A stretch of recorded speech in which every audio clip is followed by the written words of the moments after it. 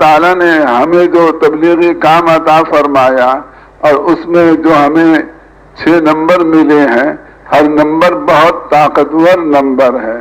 ہر number, مثلا پہلا number ہے لا الہ الا اللہ محمد الرسول اللہ.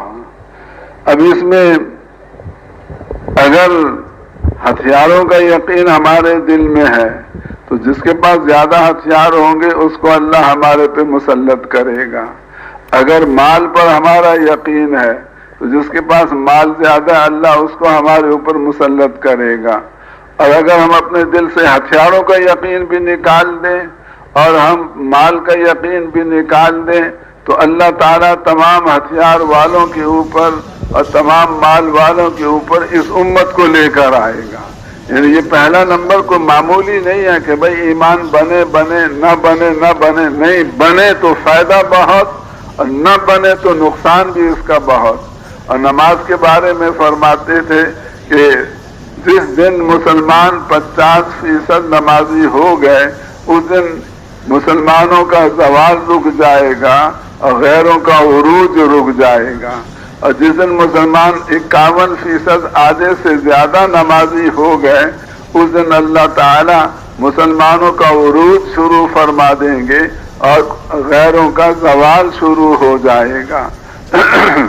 تو اس لیے نماز کو ہم معمولی سمجھتے ہیں، نماز بہت طاقتور عمل ہے، اتنا طاقتور ہے کہ اس کے سامنے کوئی کھڑا نہیں ہو سکتا. اور جس دن مسلمان آدھے سے زیادہ نمازی ہو گئے مسلمانوں کی دنیا کا عروج شروع ہو جائے گا اور غیروں کا زوال شروع ہو جائے گا. اللہ کا علم، سارے انسانوں کے پاس جو انسانی علوم ہیں وہ اللہ کے علم کے سامنے کوئی حیثیت نہیں رکھتے.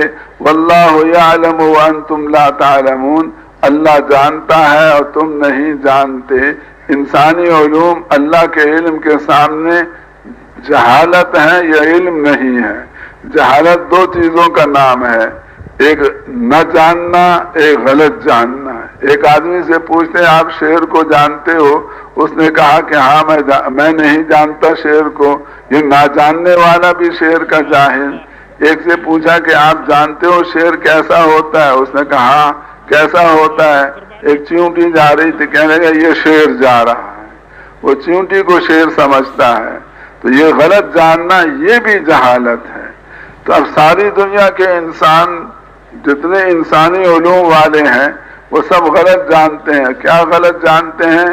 وہ یہ جانتے ہیں کہ جہاں سے ہوتا ہوا نظر آ رہا ہے وہاں سے ہو رہا ہے، حالانکہ حقیقت یہ ہے کہ وہاں سے نہیں ہو رہا، ایک اللہ سے ہو رہا ہے.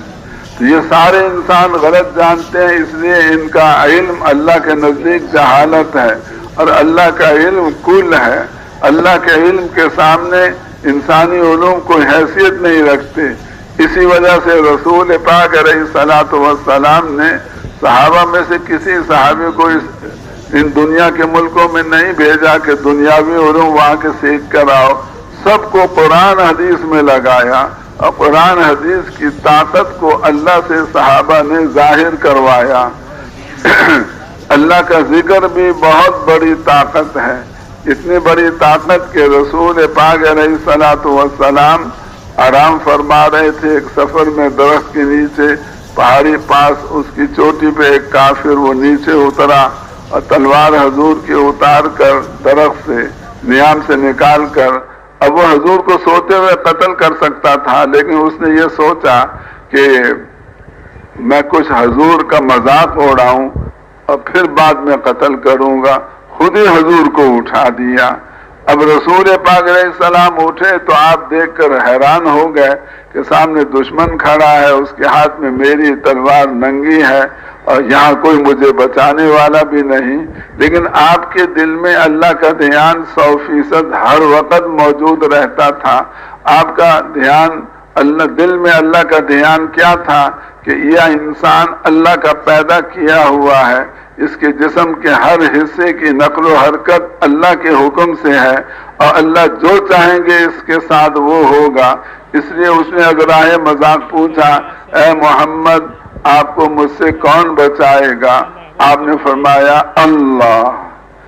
اللہ کے دھیان کے ساتھ جب زبان سے اللہ نکلا، اللہ نے فوراً اس کے دل میں حضور کا رعب ڈال دیا، اس کے دونوں ہاتھ کانپنے لگ گئے، تلوار نیچے گر گئی، حضور نے اٹھایا، فرمایا تمہیں مجھ سے کون بچائے گا؟ تو معافی مانگنے لگا کہ آپ معاف کر دیں، میرے سے غلطی ہو گئی۔ تو اللہ کا ذکر اگر کسی کو نصیب ہو جائے اس کی حقیقت، تو ساری دنیا کے ہتھیار بھی لے کر آ جائیں، ہتھیار والوں کو اللہ ایسے فیل فرمائے گا جیسے اس تلوار والے کو حضور کے سامنے اللہ نے فیل فرمایا تھا۔ چوتھا نمبر ہمارا اکرام مسلم، مسلمان پہلے مسلمان کو لوٹتا ہے، پھر غیر بھی مسلمانوں کے لوٹنے میں لگ جاتے ہیں۔ مسلمان پہلے مسلمان کو مارتا ہے، پھر غیر بھی مسلمانوں کو مارنے لگ جاتے ہیں۔ اگر مسلمان کسی مسلمان پر کوئی زیادتی نہ کریں اور کسی مسلمان کو کوئی تکلیف نہ پہنچائے اور اکرام مسلم قائم ہو جائے تو اذلۃ علی المؤمنین عزۃ علی الکافرین، ایمان والوں کے آگے جو ذلیل ہو جائیں گے انہیں اللہ تعالیٰ غیروں کے اوپر عزت عطا فرمائیں گے۔ تو اکرام مسلم ایسا نہیں ہے کہ ہم اکرام کر لیں تو ٹھیک ہے، نہ کریں تو ٹھیک نہیں، نہ کریں تو نقصان عظیم ہے اس امت کا، اور کریں تو ان کا فائدہ بھی بے شمار۔ پھر اسی طرح سے تصحیح نیت، اخلاص، اگر اس کام میں کوئی 100 روپے والا آیا، ہم نے اس کے 100 سے کوئی فائدہ نہ اٹھایا، اس کو ہم نے تبلیغ میں چلایا اور آگے دین کی محنت میں بڑھایا، اللہ 1000 والے کو بھیجیں گے، اس کو اگر ہم تبلیغ میں چلاتے رہے، اس کے 1000 سے ہم نے کوئی فائدہ نہ اٹھایا، اللہ 1,00,000 والے کو بھیجیں گے، 1,00,000 والے کے 1,00,000 سے ہم کوئی فائدہ نہ اٹھائیں اور ہم اس کو تبلیغ میں فائدہ پہنچائیں، اللہ کروڑ والے، یعنی ایک دن ایسا بھی آئے گا کہ سب سے بڑا مالدار ہمارے پاس آیا کھڑا ہوگا جب تک ہم اخلاص کے ساتھ اس کام میں چلتے رہے۔ اور جہاں ہم نے آنے والوں کی دنیا سے فائدہ اٹھانا شروع کر دیا، اوپر والوں کو بھیجنا اللہ تعالیٰ روک دیں گے۔ اس لیے پانچواں نمبر بھی بہت اہم، بڑا ضروری، اور اگر یہ ہوگا تو ہمارے کام میں بے انتہا قوت ہوگی اور بہت ترقی ہوگی۔ اور چھٹا نمبر دعوت و تبلیغ۔ اب اس میں غیروں کا حق ہے ہمارے اوپر کہ ہم جا کر ان کو دعوت دیں، کیونکہ اللہ نے اس امت کو نبیوں کی طرح سے مبعوث فرمایا ہے اور اس کا اللہ نے ذمہ لگایا ہے کہ سارے انسانوں کے پاس جاؤ اور جا کر ان کو دعوت دو۔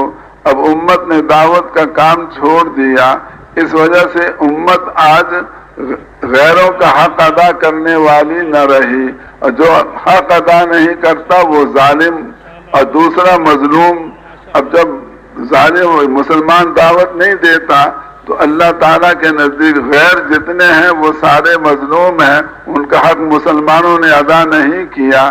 اس لیے کوئی بات ہوگی تو اللہ کی مدد غیروں کے ساتھ ہوگی، اپنوں کے ساتھ نہیں ہوگی۔ اور جس دن مسلمان جا کر ان تمام انسانوں کو دعوت دیں گے، اس دن اللہ تعالیٰ کے ہاں مسلمان ظالم ہونے سے نکل جائیں گے اور اللہ کی غیبی مدد مسلمانوں کو غیروں کے مقابلے میں میسر آئے گی۔